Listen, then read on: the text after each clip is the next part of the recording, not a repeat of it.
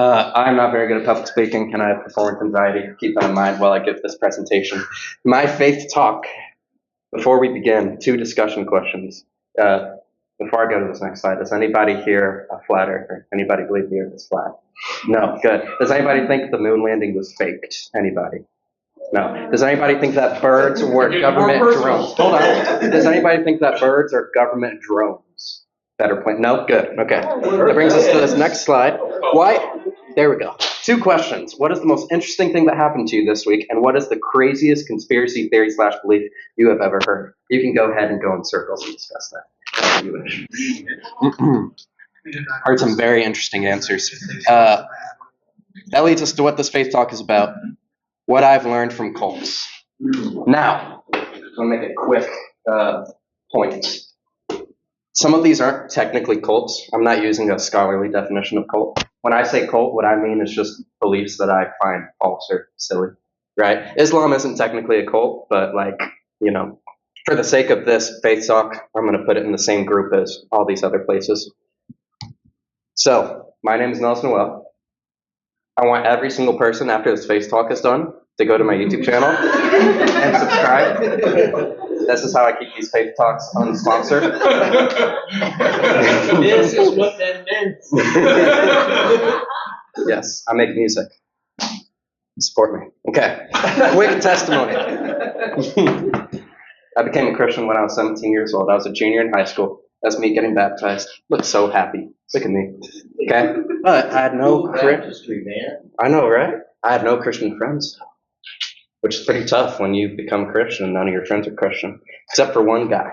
There's one guy I knew who was Christian. His name was Tanner, right there. I thought I put Tanner in the title. No, Tanner, right there.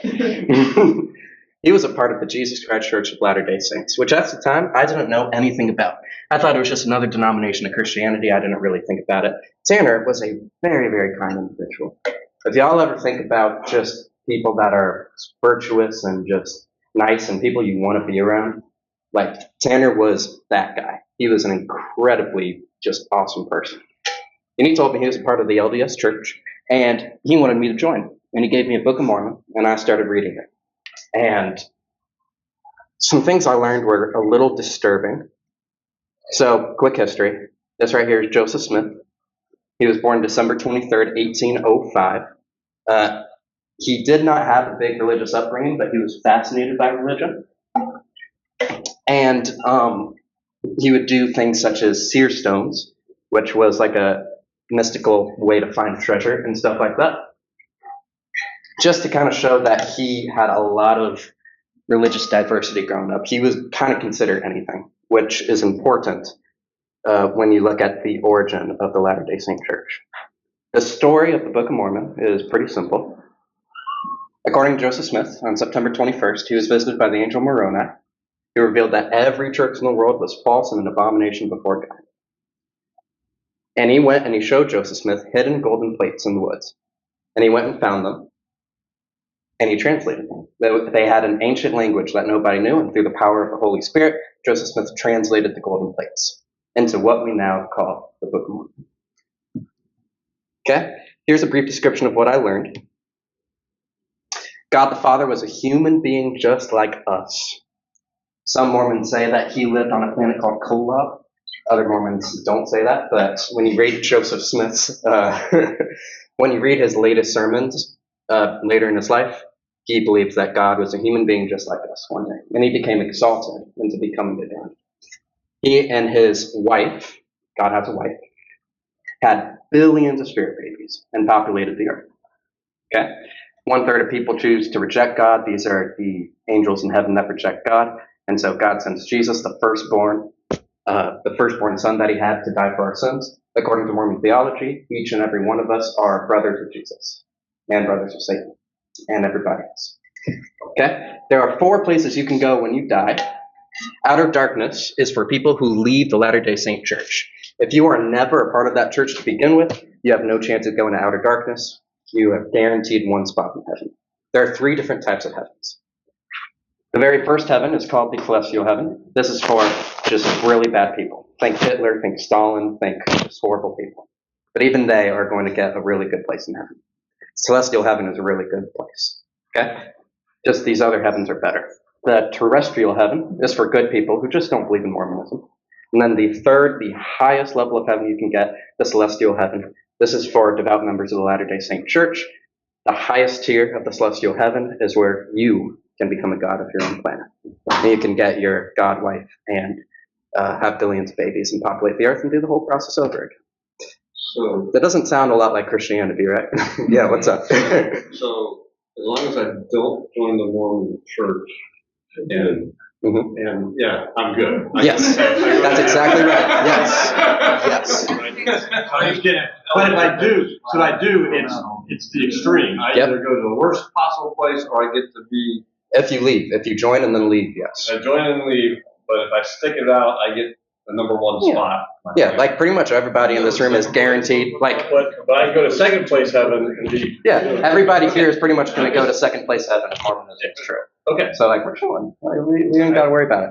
The highest tier of heaven, it sounds pretty cool. You get your god wife, get billions of babies. That sounds pretty cool. You can kind of tell that this view of heaven was made up by a 20-year-old man. A little bit of Freudian projection there. If I was a woman, I would not want the Okay. Latter-day Saint Church to be true. That'd be pretty bad. So here's some other odd miscellaneous things. The early LDS church leaders taught that the mark of Cain was dark skin. If y'all are familiar with the story of Cain and Abel, Cain kills Abel, and God gives Cain a mark so that everybody recognizes him. They believe that was black skin, and that all black people are descendants of Cain. This is not official church teaching, but this is what a lot of early church people taught in the Latter-day Saints. This one is directly in the Book of Mormon. There's these two groups of people called the Lamanites and the Nephites. The Lamanites were disobedient before God, and so God punishes them with an unattractive skin color, is what the Book of Mormon says. That's not what I said. That's what the Book of Mormon said. So you make that clear.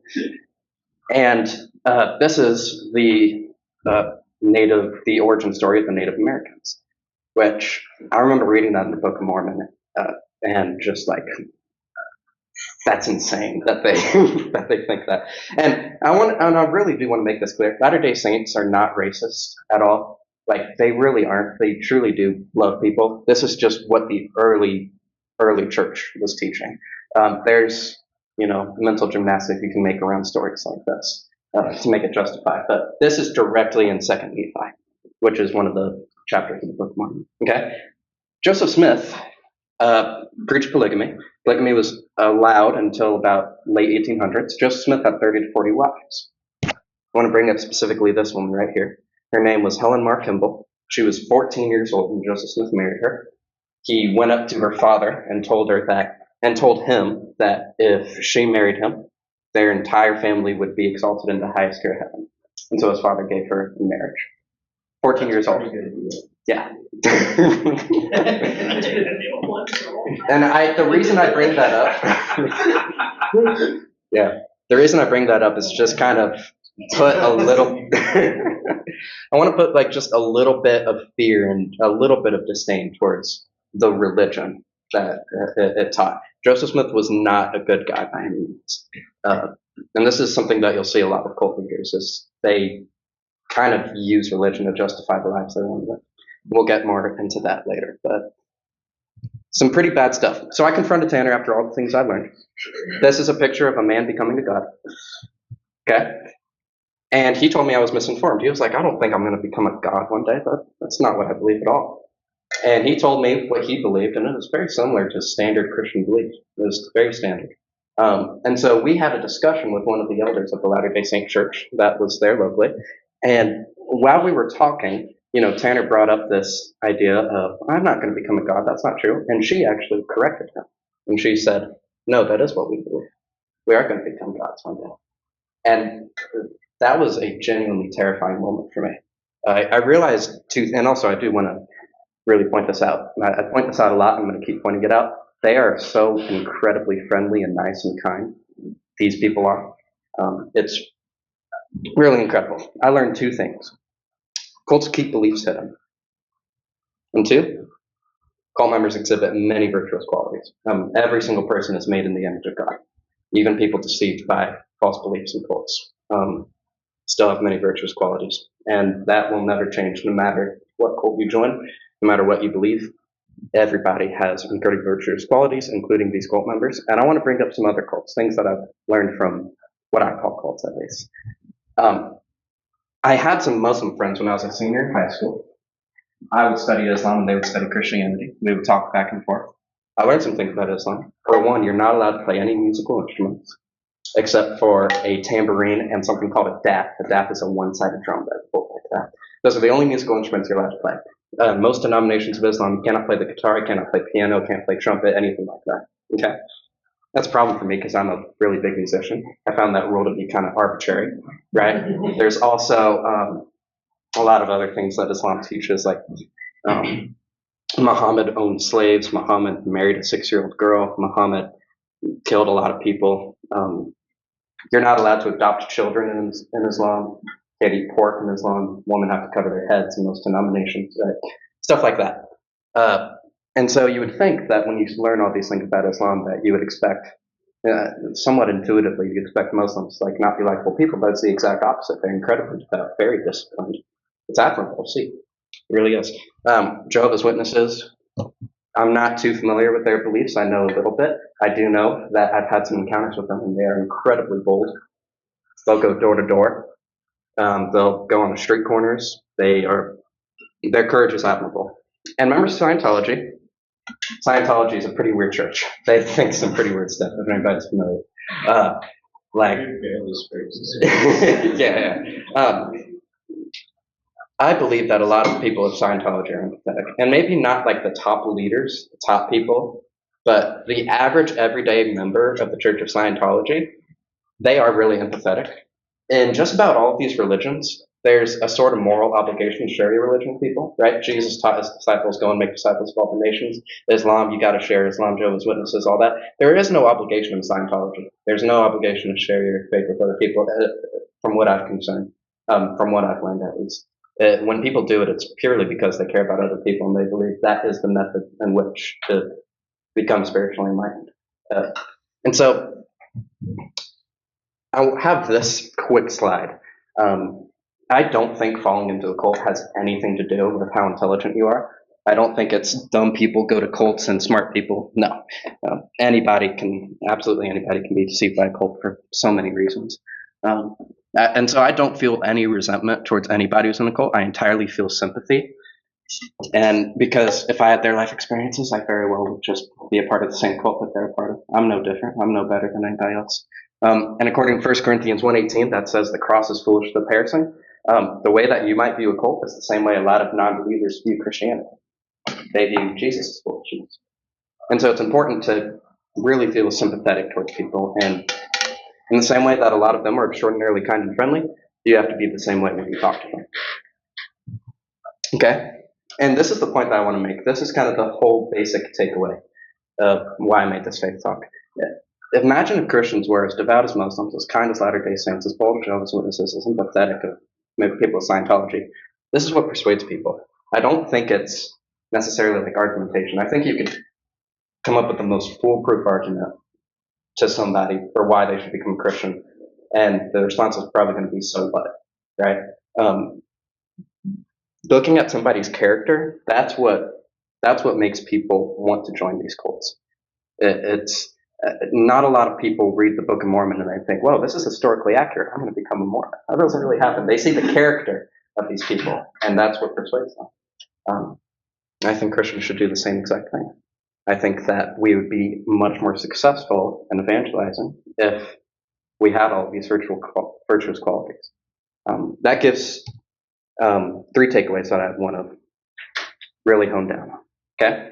We should know our own beliefs, and we should be able to defend them, as 1 Peter 3:15 commands. Don't be like Tanner, who didn't really understand what the Latter-day Saint Church taught, although it's not really his fault. Know your beliefs really well. Be empathetic to those who are deceived by cults. And this is the big one. Follow Jesus in a way that is irresistibly attractive. Because we have the truth. And a cult member should not have a more attractive faith than our faith, when our faith is correct. Discussion questions. This should be at the last slide. I don't know why it's not, but it is what it is. Discussion questions. Have you had any encounters with a member of a different religion or cult? What did you learn from that experience? And How can we, as disciples of Jesus, represent him in a way that is deeply attractive to the watching world? We can go in circles.